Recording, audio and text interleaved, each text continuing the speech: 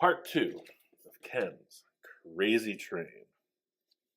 Now, I don't know. I've got a pretty loose interpretation, a broad view of crazy, but if that's what he's calling it, then so be it. To me, I don't know. I don't know how you feel. It looks like a pretty mild train to me. But Pretty hey, mild. that's just my opinion. We don't know exactly where he's going with the entirety of it. But one thing that he spec'd was the rolled roof cap. See, it's got a little shroud. I imagine it's like a drip edge. Mm-hmm. And then these two chimney stacks. So today we're going to do that. Yesterday we handled the door and Mr. Phil, Dr. Phil as it were. We recovered from that. I'm going to continue just welding this, but hey, I got a day job. I'll do it when I can. So we're going to cover this with just a little extra. That way, you know, your engine, as I described, is in here. It's a pull start, like go-kart style engine. We're going to make a roof cap and make it removable. These 6 holes, they're just going to be pins that drop in there. That way, he said you could put a hinge or whatever, but I think just drop it in on pins and it's done. So yesterday was just welding and patch repair. Today's going to be a little bit of forming. I like it. First, we start with one of these things. I don't know how to use it much, but it looks like there's a 1 and a 5 on that side of it. So it's 1 and a 5 and a 2 and a 9. So it's 15 by 29, but it shows that this is hanging over. And I think that's where my artistic license is brought into play. Oh, look at that. I think proportionally, maybe 1.5 inches overhang, 1 inch overhang, I think 1 inch. Let's make it 30.5 by 16. So the way I'm going to form this, it's going to have hem edges on both sides. That way it puts some strength through this. It's going to be a 1/2 inch hem on each side. So instead of 16, we're going to make it 17. And just to be safe, I'm going to make it 17.25 by 30.5. Let's begin.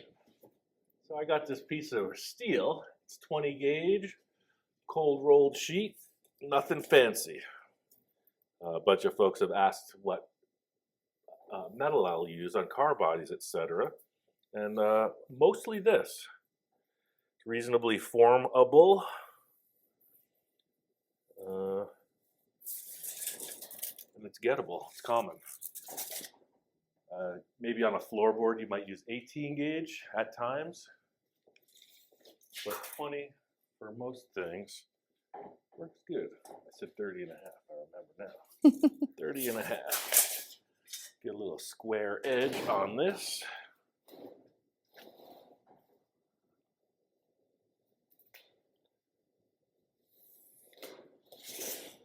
All right, I'm going to cut this with the cutoff wheel. Make sure I don't cut the project behind it. Put on my muffs. Yep.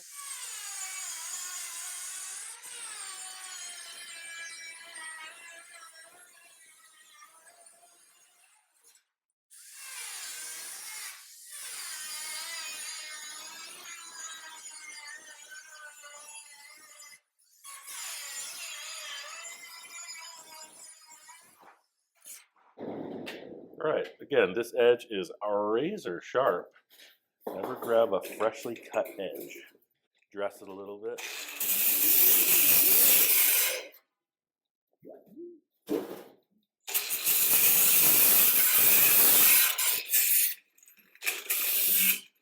One of my favorite sounds in the whole world. It's like a cartoon. Like back in the day That's when what it sounds like in my inner dialogue. It's like this.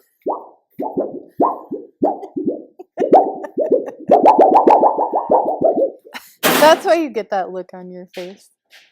Huh? I said that's why you get that look on your face. I'm listening to the sounds of the universe. All right, look how big that is. That's way too big. It's way too big. You know why? I mentioned a hem edge. Excuse me. Look at that t-shirt. That's called a hem. I've described this before, but hey, if you're a newbie here, welcome aboard. What they did was they turned the cloth over, doubled it, and stitched it. We're going to turn the steel over. It's going to be double thick on the edge. We don't need no stinking stitches. Check this out. 8-foot sheet metal brake. They're a little pricey. If you find an old unit like this, I got it for $1,000 about 25 years ago. It's a good one. It's not a Chevrolet model. That's a piece of a tailgate that I thought adorned it properly. What it does is it bends sheet metal. I'm going to put this in the machine, roughly that much. You can register that. And then what you do is you lock it down with these levers on each side. That one's closed. You just shut it. And then this pin at the bottom swings up. And I always talk about like controlled bends or hammering, etc. Look, you got this massive clamp, right? It's on there. And then this little lever swings the material up. See that bend? Oh, wow. I was always wondering how this thing worked. And see, it's on a wedge front like this because I'm going to bring it all the way over the top as far as the machine goes. Lock it. Right.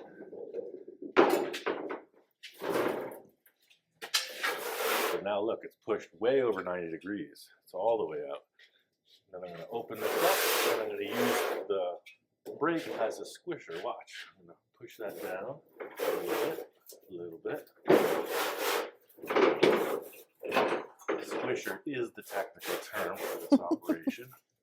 Put it right in there. Then I'm going to give it the hi-ya and pull it all the way down like such.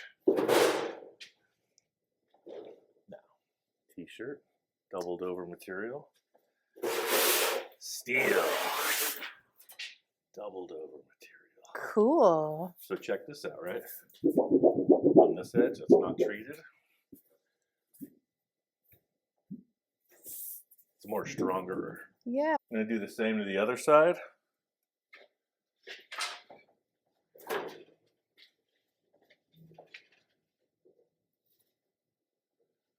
And I use this tool kind of as a measuring device also because there's a little line that runs between it. It's super dusty in here. But yeah, so I gauge it off the edge here because this is about 5/8 of an inch. And I just use that as rough measurements for this type of stuff when I'm working quick. Being that it's the edge of the train car roof, it doesn't have to be absolutely perfect. It doesn't line up with anything. So you see on this end, you can really see the little plate. See, I'm always using these little lines in there just as a gauge, either the edge of the tool or one of those lines for a hem edge. There's some material below there that it's whacking into. That don't bother me. Just gonna push it in and give it the squish.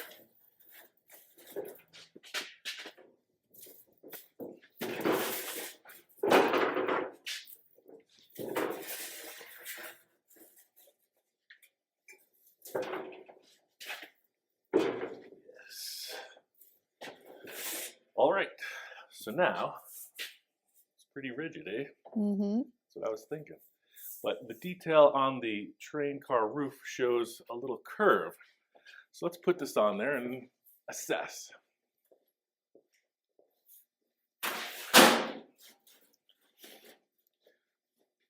So basically centered it up like this. Looking at the picture, follows pretty much the same radius. It's just it's a hood over all sides of it. I'm gonna put this back in the brake and just form it by hand. I'm only gonna grab it by the hem that I just created. I'm gonna stick that right in there.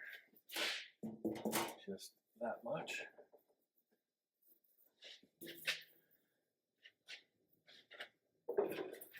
Clamp her down. Then I'm just gonna push it up like that. don't know, maybe like that. Anybody got any better ideas? I love the noise it made.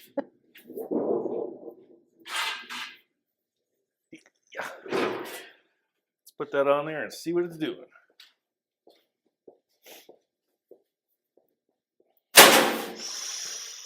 Savory. Look at that. Let's do the same to the other side, shall we?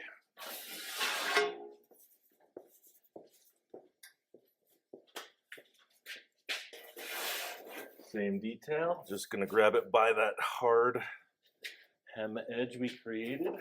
We meaning me, myself, and I, and my other personalities. Prepare to push.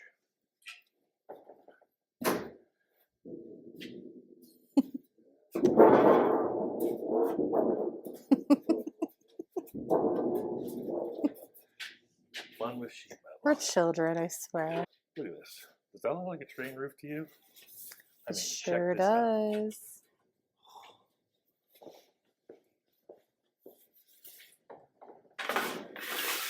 Hey now. I mean, Satisfactory. was that too easy or what? A++. Looks very, very nice. Now, I mentioned these pins 6 times. I didn't mention them 6 times. I mentioned there's going to be 6 of them. Because we have existing holes, there's a million ways to locate these, but I'm going to put a screw in each one. Then I will cut the heads off the screw. I will sharpen the screw heads, and I'll perform a sacred ritual. Well, or maybe I'll just hit it with a hammer to index where the holes are going to be. One or the other. It's up in the air at this point. Just flowing. Yeah. All right, so this one is a little bit bigger than the others. Let me find a screw. There's always one troublemaker in the bunch. There it is, the hole. Trouble. I was going to put a drill under there and index it that way, but trying to build excitement. Trying to show something here. You're doing a good job, Ian. Ian's flowing, guys, so yeah, it's cool to see. There's nothing as satisfying as building a model train roof. So I'm going to cut these heads off.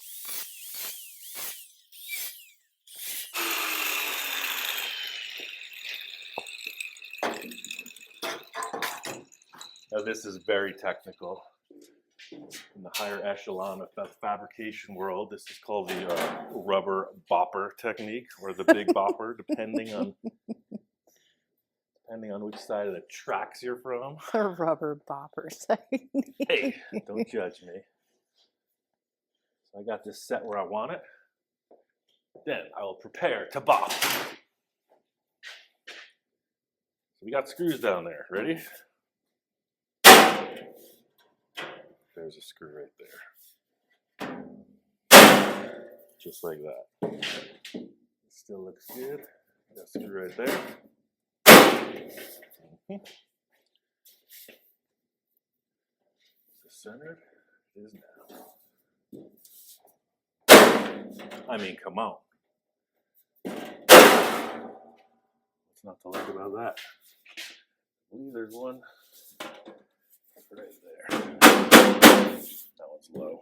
No biggie. We got enough. From this side, you can clearly see what's going on.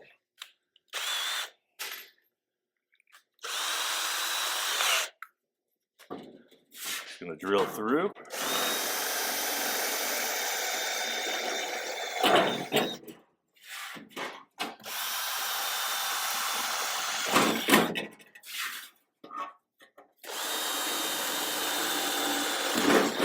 If you're drilling something like this, never have your hand below where you're drilling.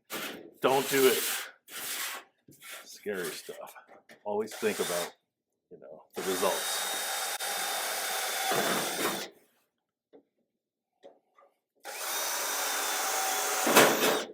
All right. Just did that because this is a small, sharp drill bit and I had it on hand. what I'm gonna do is drop this solid rod, like 1/4 inch solid round. Got a drill bit to match.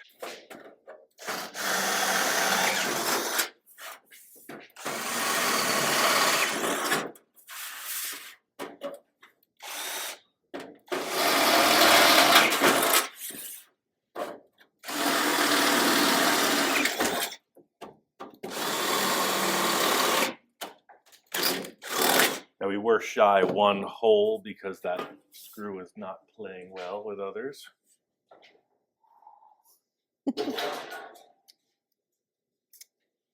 Love that stuff. Just have to go out all the late hours of the evening to acquire that. So I'm just going to back these screws out by hand. Hey, this is unedited. This is the real deal. Just could be that type of damage. We have to edit what we're saying now because YouTube actually censored us. We got in trouble for PG. For PG, so there's only certain. Or it's actually G. It's not even PG. It's G. Yeah. But that's okay. We keep it clean. We keep it family friendly. Yeah, we do. I don't get it. But we had to wait extra time for the video to upload today. I'm gonna drill this same size through the prior holes where the screws were. Just a little wiggle room because it's gonna slip in and pop back out.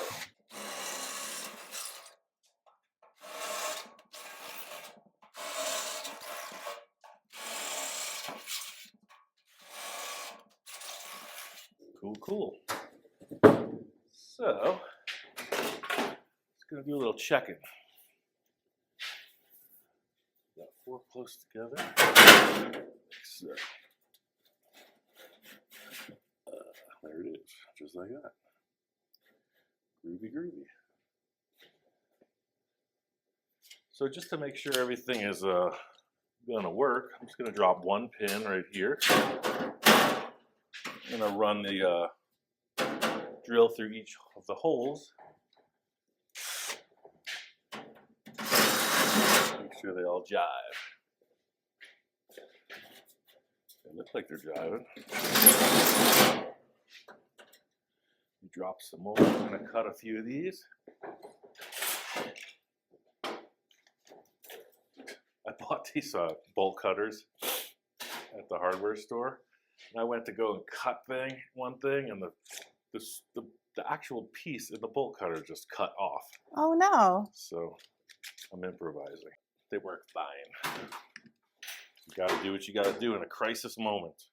Somebody commented that like, you know how like you did the dent repair on little Jewel the other day? Yeah. And somebody like we have so many people from Australia watching, which I think is so awesome. Yay, Australia, we love you guys. He said that he got like in a wreck out in like the outback or whatever. Like they hit a kangaroo. Literally hit a kangaroo. Wow. And the car was so dented, he used like an inflatable, like a life preserver or whatever, to like get the dent out so that they were able to make the car like drivable. Stories from the outback. Right? That's like some radical, like self-reliant stuff. That's so cool. Yeah, an inner tube, that's what he said. Like a pool floaty. Interesting. He's like, we hit a kangaroo. A kangaroo. Oh. I turn on this welder fire here. Melt some metal. I got it set on 17 and 230, like I usually do with this machine, as I mentioned in other stories. Because this is a 1/4 inch solid rod, so I'll be putting the heat to this and melting it onto the roof structure, or rather panel, or whatever. Just gonna poke it through just below the surface and just weld that pin to the sheet metal roof.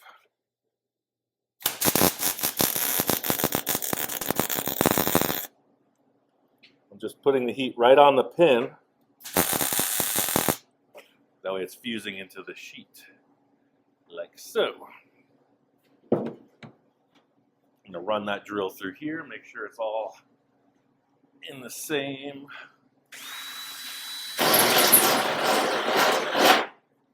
Grab another pin, stick my big hands through the window.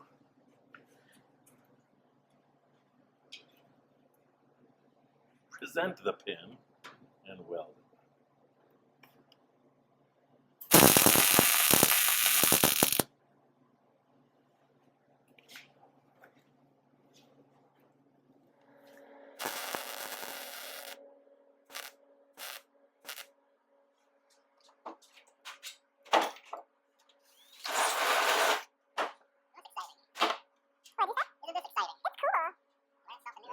I gotta say, it's the first small scale locomotive I've ever worked on.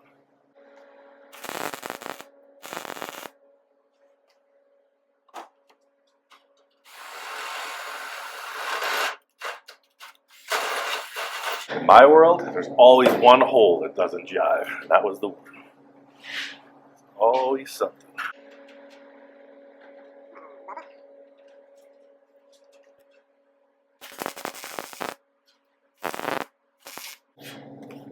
Cool.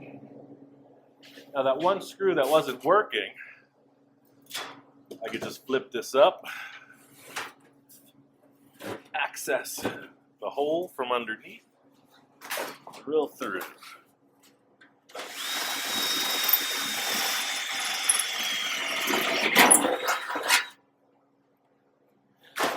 Finish it.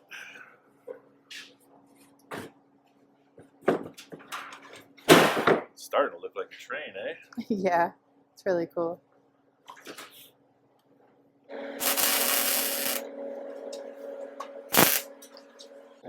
Sweet.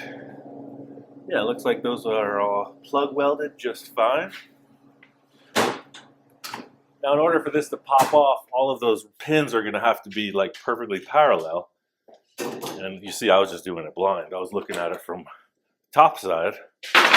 So let's investigate and give them a little bend before we try to take this thing off, because see, it's locked. It's supposed to be removable. So, let me give each one a little bend. That one's crooked. A little shot like that. This one's crooked. A little shot like that. This one's a little bit wackadoodle. Sweet.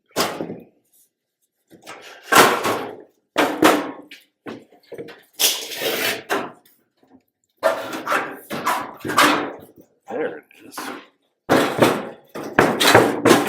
Nice.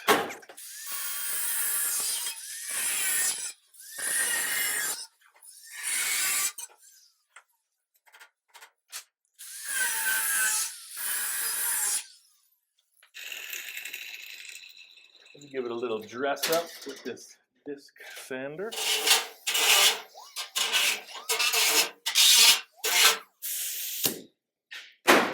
Nice.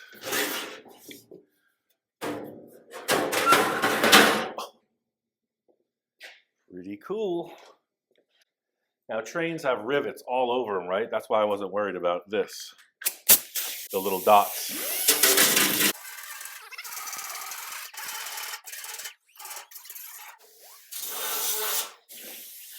One thing I noticed on the drawing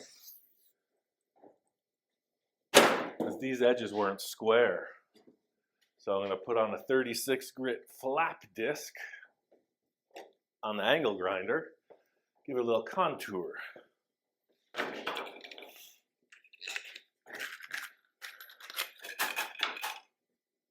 Most everybody knows what these things are, but if you don't, let me introduce. It's like sandpaper flaps adhered to, you know, like a grinding wheel disc base. And you'll see it makes very little noise in comparison to the hard grinding stones. Makes a nice finish. Comes in all degrees of grit. 36 grit, which is very coarse, up to 120 I've seen. But pretty much, I'm gonna take this hard corner off.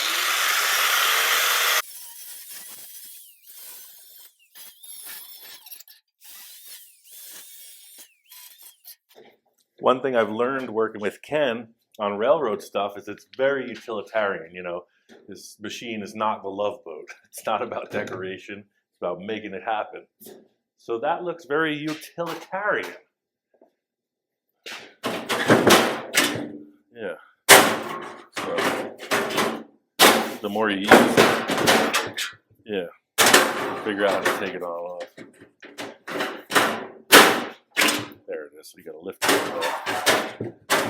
Enough said. This will all get sanded up nice in the end, but it also showed those stacks for the exhaust. 2 times.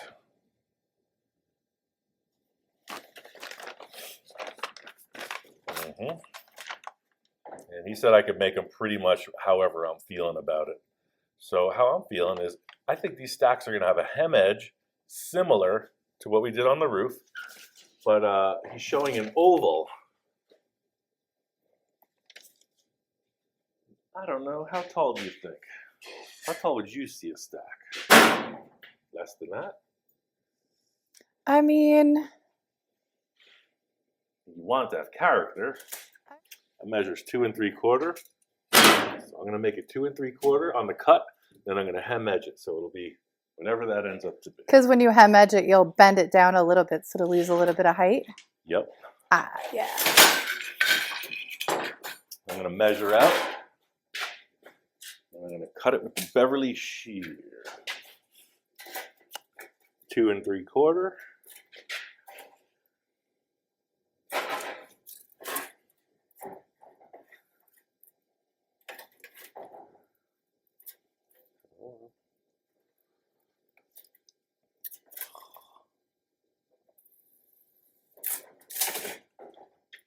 All right, cut this. These things are nice. I'm going to double this measurement up and mark it.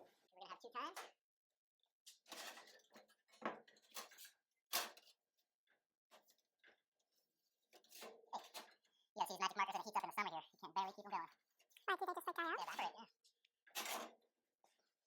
yeah. Number 2.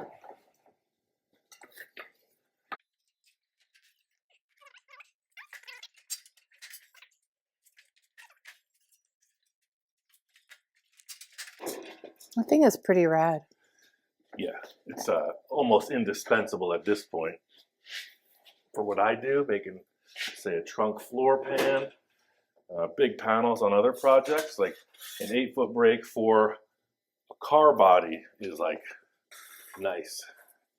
This is primarily for making rain gutters on the side of buildings. So the 8-foot length, he's coming up like that. These will come in like a 10-foot length as well. But 8 foot for a car, that's about all you need, unless you're doing some big locomotive work.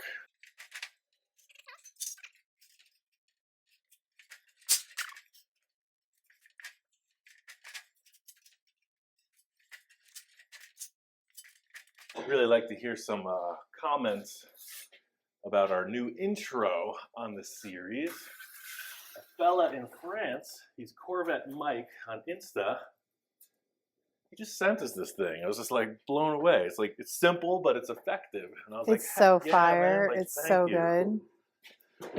And like we get so much other mail and information via the socials. For this dude to just step in, because we're on in France, and he's like, "This is for you. Enjoy." Well, the original art came. It kind of like evolved. We had just the UFO, and then my friend Heidi Frucella, she's at the Kooky Hand on Insta. She what did she do? She basically just kind of reworked our logo and made it cooler, and we were blown away by her art. And so we were using that, and then he animated it, and Heidi is just over the moon. She loves it, Ian. she's like, wow. Yeah. That craft is literally over the moon. Yeah. So it was like a collaboration of a bunch of people and just super talented people coming together for the love of art. Takes a village. It really does. How in the world will we make an oval out of these two flat That's pieces? what I'm wondering. I bet you are. This is where the story starts. An oval is basically two circles split apart. How big a radius do you think that stack would have? That big? Actually, you sit behind. Oh, okay. I'll scratch that. There's I'll like a edit that tractor out. saddle in here. Oh, okay. Yeah. So how big should the radius be? I don't know. I think it's bigger than that. Let's go to the drawing board. I mean, proportionally, those don't look like little pins coming out of the top of it. I mean, look at that guy. He's got attitude. He's got like a stack. Mm-hmm.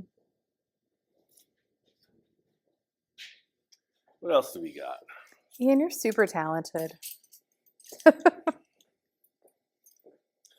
love what I do. I'm literally living the dream. I have no idea what would all lead up to this. Like, seriously. I'm going to take these shapes. I'm going to use a piece of tube. Let's move over some parts of a Cadillac. We got spray paint. Whoa, knives. We got all kinds of stuff going on. Spray paint. And because I'm making an oval, I'm going to leave a little of that off the edge. I'm going to grab a couple clamps and hold it. This is a real simple way to make a radius bend on something this small. You could do it by hand, but it's sort of the same idea as the sheet metal brake in that we're using the table as the, the big flat locking part of it. See? Locking it down. Just going to use these back here for a little more leverage. I don't know where the interest to just make things came from. I've always been this guy. Whereas I was like, I need to bend something. It's wild. So we got this locked to the table. I'm just going to use that and bring it right around.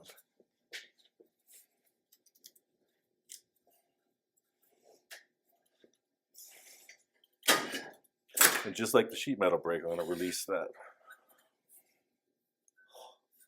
Does that look like a chimney to you? It's so good. I knew I would amount to something one of these days. I'm going to snip this. Get it out of the way. That's how I feel when I edit these and I get them online and then everyone's like, yes, I love them. And I'm like, yes. Feels so good to make something cool.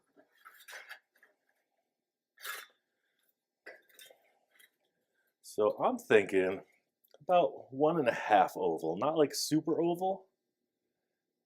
About that. How do you feel? See what I'm Yeah, saying? because Like, you don't want it to be too much because then Right. it'll look.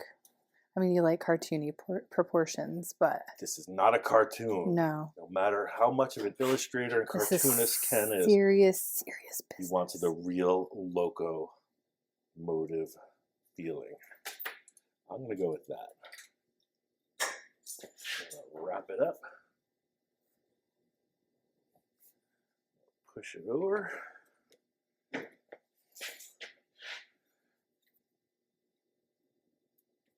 Into shape. That'll work. Where's my marker? Right where I left it, I'm sure. I think that looks good to me. Just gonna mark where these two pieces meet.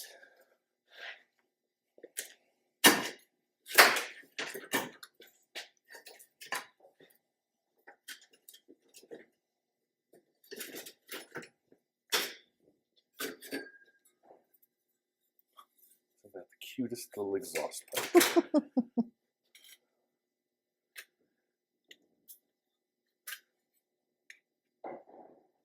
Do a little snip on each side.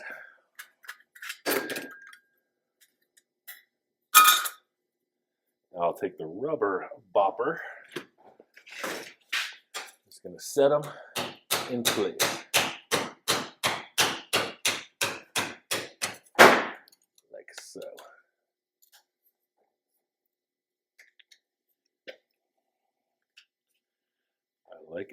Put a clamp on this.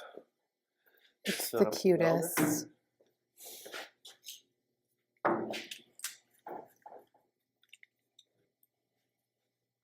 Get a ground on it.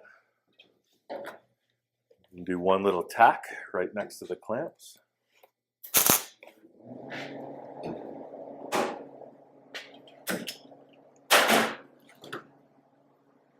Now it's a little bit wobbly, so to dress that up, I'm going to put it on the tube, give it a little hammer action.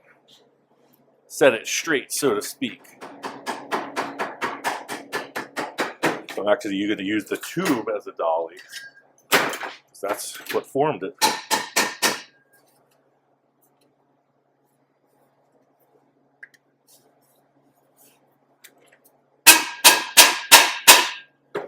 Giving it some hammer love is the official term, in case you haven't been privy. Shrink that a little bit so it'll go in.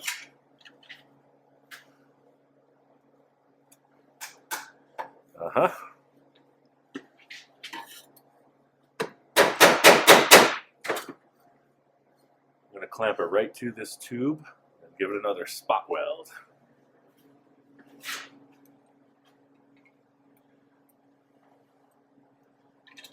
As soon as I loosen the clamp. With this, I don't want to weld the exhaust port to the tube, so I'm just going to dot it really light with the welder, so it doesn't penetrate through this join.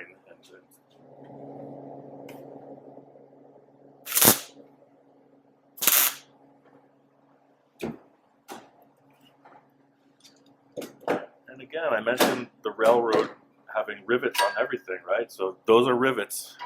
My model making brain. Those are rivets. I said those are rivets. They're rivets. Hit this with the heavier hammer. Get it a little bit more into alignment.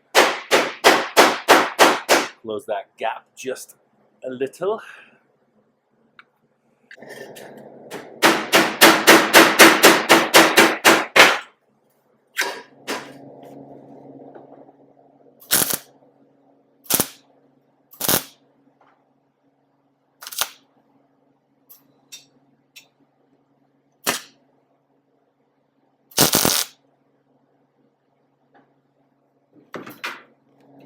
Looks pretty cool to me. I'm going to dress it up a little bit with the hammer.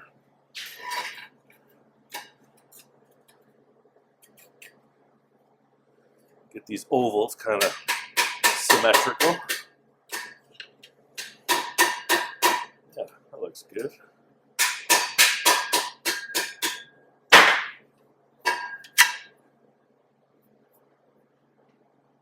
Yeah.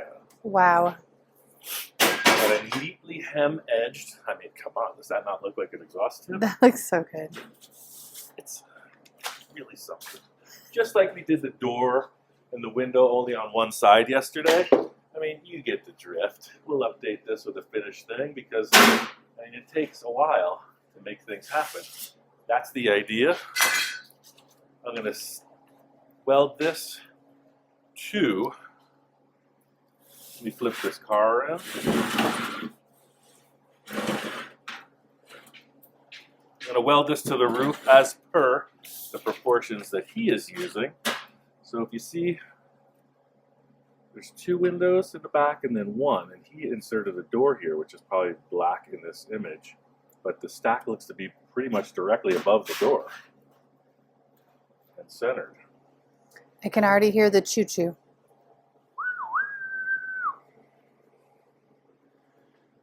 Reminds me of that Casey Jones song, that Ken and his crazy train.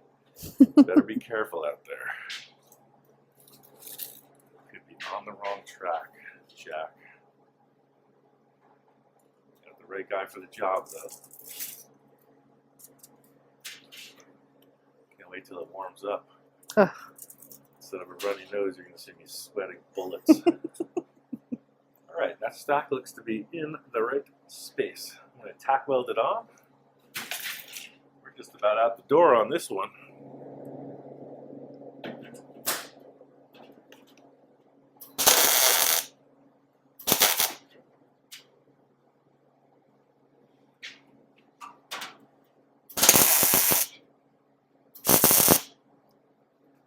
again, with sheet metal, you don't want to just go welding this because it's going to shrink and this thing's going to sink down in the panel. See that? Look. See?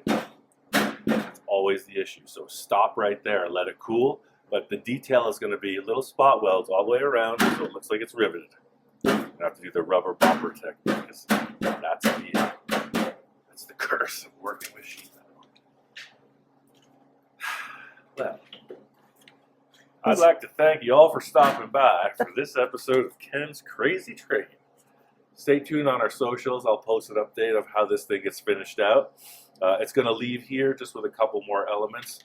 I mentioned in the other video the switch box. I ain't got time for that. Not today. So unless you really want to see how to use the sheet metal brake to make a little box to get in there, I think that's enough for this episode. Let us know. If we get enough response, we want to see the switch box. And it really matters. Like, press like, comment, even if you say, hey, beat it, get off the air. We need that. Subscribe, please. Thank you. See you soon. Good job.